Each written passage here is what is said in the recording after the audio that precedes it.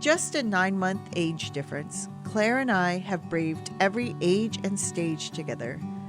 And though our lifestyles and routines have taken different turns over time, we realize that one common topic dominates almost every conversation for the past few years.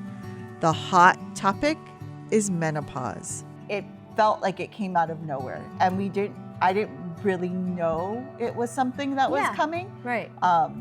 And then, it's just that type of thing that you talk about. And I feel like it's kind of like that with our friends too. It's like they're like, oh, really? And then the next conversation we have, you're sharing symptoms. Right. And then we're both just commiserating and trying to figure out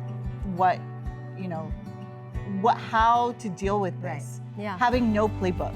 I didn't realize until just like this past year when we got together for your birthday, for your 50th, and we were like, oh my gosh. It dominated the conversation. Yeah, and even like the husbands and the boyfriends were like, oh my God, here we go again, talking about perimenopause. Women in perimenopause and menopause may experience a variety of symptoms which we are all too familiar with, including hot flashes, night sweats, mood changes, and sleep disturbances. In some cases, women may also experience mental health issues such as anxiety and depression. These various symptoms are the result of the body undergoing significant hormonal changes, particularly a decrease in estrogen and progesterone levels. Some of us may experience them for just a few months, while others may endure them for several years. Menopause can also have long-term health implications, including an increase in the risk of osteoporosis and cardiovascular diseases.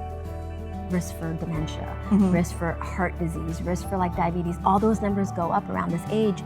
And no one told us that, that has to do with the fact that your estrogen levels dropped. I never knew that before. Like inflammation goes up, cortisol goes up, like what? And you just know I know we've been through our own, like personally, we've both been through health challenges. Yeah. We both have totally different lifestyles. I actually wish I was more like you are like a fitness queen. You still go running every day. What are you talking about? Honestly, like I'm, moderate. Yeah. I hang in the balance. I've kind of been a yo-yoer my whole life, but in this phase, it's hard to describe. You just know things are different. Friends, colleagues, and other women in our networks have also shared their experiences with perimenopause and menopause, leading us to recognize that we are the generation who is breaking the silence, realizing we're all in this together. We want to shred the silence and break the stigma that has surrounded this very important change so that we can collectively be healthier, be informed, and more equipped and empowered to manage menopause. The wonderful thing that's happening now is that I think that we're starting to build community, which is where this comes in, right? And so, I guess, long story short, we talk about this all the time. This film was recommended. It wasn't broadcast on Guam. Right. You did some research, went down the rabbit hole, as they say on Google, and I told them my story. I'm like, I'm going through all these things. Can we please get a copy? Yeah, and you were able to secure the license. Yeah. And so we're like, okay, let's take this and let's share it with our community, and build that community. And I think we're learning more just in putting this together, this small event, that there are so many people who are also experiencing what we're experiencing. Yeah. And it's important on so many levels, the physical health, but I was just reading recently that depression and suicide rates among women are highest in that 45 to 55 range. No coincidence, I don't think, that, that's when your hormones really start shifting. So yeah, I think I'm so glad we got together to do this because it's so important on so many levels. We are inviting you to join us this Thursday at the Guam Museum for a screening of the documentary of the M Factor and panel discussion with Dr. Sam Sung, Dr. Keith Horinucci, and other women in our community to share their personal experiences with this change.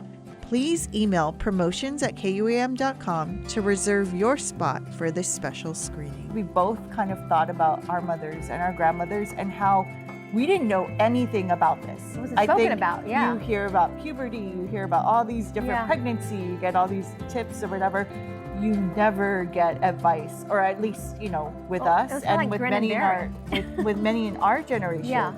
So, I personally think that we're the generation that's we're going to change, and we're going to embrace this change and normalize the conversation around this. Celebrate this new stage and phase of womanhood, because honestly, you think about it, it is such a blessing that we are growing into this new phase. You know, not everyone is afforded that opportunity to live, you know, to our midlife. So it is definitely something to celebrate, and also to learn how to work through it comfortably, and not, you know, not feeling like, oh gosh, this is just part of it, I'm just gonna have to grin and bear it. And that's the thing, we're not the grin and bear it generation.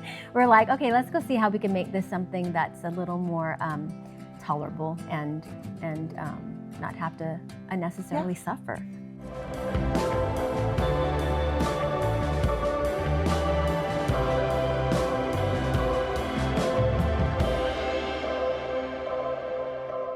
That's going to do it for Health, Home, and Lifestyle this week, everybody. Please be safe and live healthy.